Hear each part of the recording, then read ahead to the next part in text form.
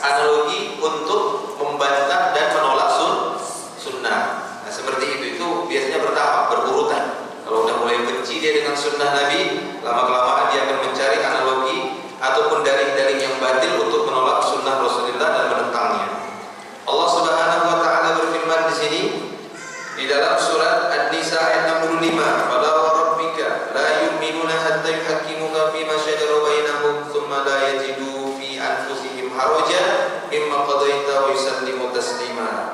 Maka demi Rabbmu, mereka pada hakikatnya tidak beriman hingga mereka menjadikanmu sebagai hakim dalam perkara yang mereka perselisihkan. Kemudian mereka tidak merasa keberatan dalam hati mereka terhadap putusan yang kamu berikan, dan mereka menerima dengan sepenuhnya. Nah, diriwayatkan dari Abdullah bin Zubair, ini ada cerita di sini dari Abdullah bin Zubair radhiyallahu anhu, ada seorang laki-laki dari kalangan Ansor bertengkar dengan Az-Zubair radhiyallahu anhu di hadapan Rasulullah sallallahu alaihi wasallam tentang irigasi di Harrah. Irigasi itu irigasi ya, untuk untuk mengairi gitu ya, perkebunan, pengairan. Jadi mereka bertengkar antara Az-Zubair dengan seorang dari Ansor, bertengkar tentang irigasi yang ada di Harrah yang dialirkan ke kebun-kebun kurma. Laki-laki Ansor itu berkata, biarkanlah air itu mengalir terus ke kebunku, jangan ditahan. Namun Az-Zubair menolaknya. Lalu keduanya pun bertengkar di hadapan Rasulullah SAW. Ya, jadi pada waktu itu juga pernah kejadian bertengkar gitu ternyata. Bertengkar gara-gara ya pengairan air untuk kebun-kebun.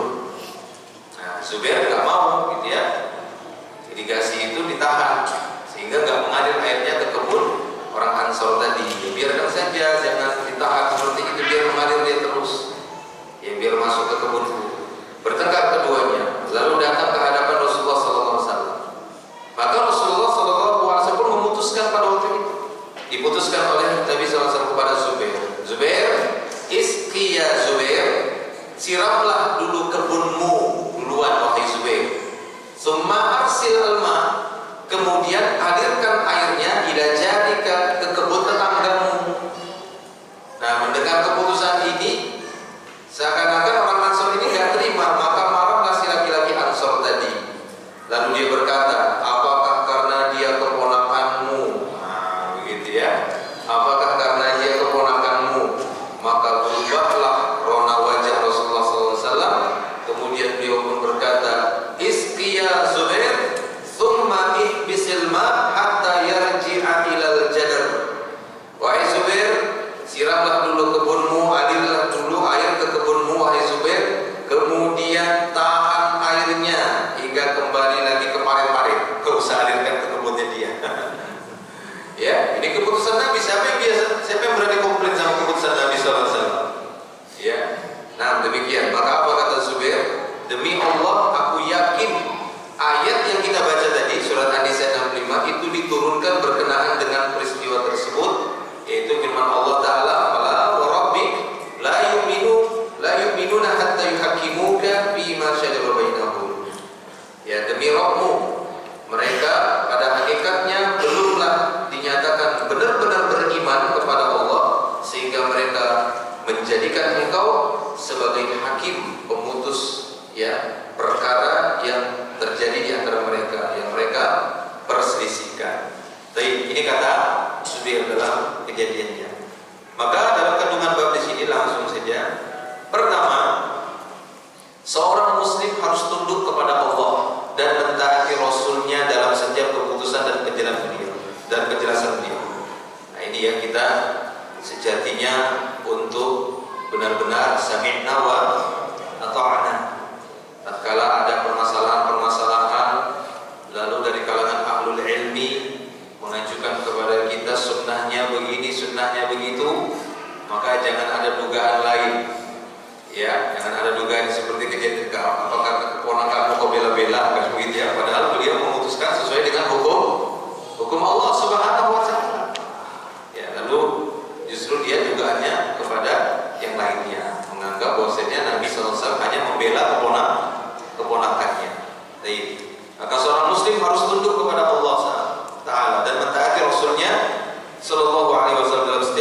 penjelasan dan penjelasan beliau. Karena Rasulullah SAW bertugas menyampaikan berita-berita dari Allah. Karena begitu pentingnya masalah ini, Allah bersumpah dengan zatnya yang maha suci dan dirinya yang maha mulia. Tadi ya, fala wa rabbik, sekali-kali tidak, demi Rabbmu yang Muhammad. Ini sumpahnya Allah. Bahwa tidaklah beriman seorang sehingga ia mengangkat Rasulullah SAW sebagai hakim dalam seluruh perkara dan urusannya. Ia tidak boleh menentangnya dengan hawa nafsu, tidak boleh menentangnya hanya sebatas dari pendapatnya saja, hanya karena ada kepentingan, ada istiadat. Karena kadang ada kepentingan ditolak sunnah Rasulullah. Ini ya, kepentingan yang sifatnya yang mungkin ada kepentingan keuntungan duniawi, ataukah ada kepentingan berkaitan dengan jabatan, kan begitu kan, berkaitan dengan pemilihan, begitu ya, supaya dipilih, dia terpilih untuk menjabat ini, menjabat itu, dan yang lainnya. Atau karena ada istiadat. Ya, masing-masing kita semua ada ini ya, ada istiadatnya, bukan tidak ada. Setiap wilayah, setiap daerah, setiap suku itu biasanya ada adat masing-masing. Tapi jangan ketika seorang sudah beriman kepada Allah Subhanahu wa taala dan Rasulnya, jangan sampai adat istiadat lebih dia dahulukan daripada sunnah Rasulullah sallallahu alaihi wasallam. Kita tidak mengatakan bahwasanya ketika sudah masuk Islam maka tinggalkan semua adat kita. Enggak.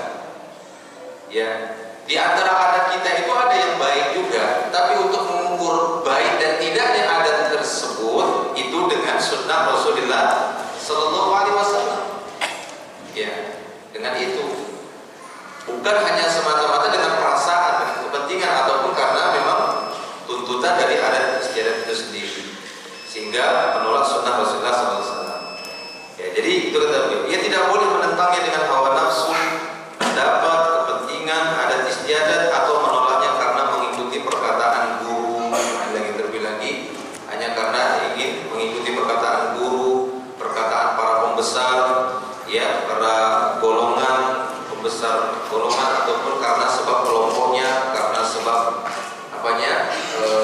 inilah gitu ya, yayasannya, mungkin karena sebab organisasinya, karena sebab kelompoknya dan semisalnya, lalu dia tinggalkan sunnah Rasulullah SAW, maka tidak boleh seperti itu. Nah, kemudian yang kedua kata beliau, kandungan babnya wajib tunduk kepada Al-Quran dan As-Sunnah secara lahir maupun batin. Konsekuensinya ialah tidak merasa keberatan dengan keputusan Al-Quran dan As-Sunnah, lalu mengikutinya tanpa menyanggah, tanpa menolak dan menentangnya, ataupun membuat analogi. Barangkali itu kan mungkin begini, barangkali waktu itu kan Rasulullah begini. Ya, maka tidak boleh seperti itu. Ketika Allah Subhanahu wa taala dan Rasulnya sudah menetapkan satu urusan dan sudah dibolehkan, maka jangan ada lagi analogi. Saya sering dapati, ya ini bukan dalam rangka untuk menyinggung ya, tapi ini memang realitanya. Jangan sampai terjatuh kepada menolak syariat atau menolak sunnah. Ya, ketika Allah Ta'ala telah membolehkan seorang laki-laki muslim menikah lebih dari sekali, kan begitu, 2, 3, 4, kan begitu dibolehkan kan dalam surah An-Nisa. Nabi SAW juga menetapkan demikian, sehingga ini menjadi syariat Islam, syariatnya Allah, bagian dari sunnah Rasulullah SAW. Maka jangan ada seorang pun dari muslim atau muslimah menolaknya dengan alasan-alasan, ya, dengan mengatakan kan nggak ada yang bisa buat adil. Nah, ini hati-hati. Ini kayak membenci syariat. Ini kayak membenci sunnah nabinya. Mana ada manusia yang bisa adil? Nauzubillah. Ini sebenarnya kelihatan ringan, tapi sebenarnya bisa bahaya. Ya, bisa berbahaya. Atau kalimat-kalimat yang semisalnya, ya itu kan dibolehkan. Seakan-akan dia ulama. Ya, itu dibolehkan saja menikah 2 atau 3 dengan syarat, dengan catatan dia mampu, artinya mampu membelikan rumah satu persatu dulu, mampu dibelikan mobil. Nah, ini membuat syarat seperti itu dari mana, kan begitu dalilnya? Gak boleh mengatasnamakan agama tapi tidak ada hujah, gak ada dalil. Hisabnya berat ini, masalah agama. Jangan sampai, ini satu contoh. Kalau kita bawakan banyak contoh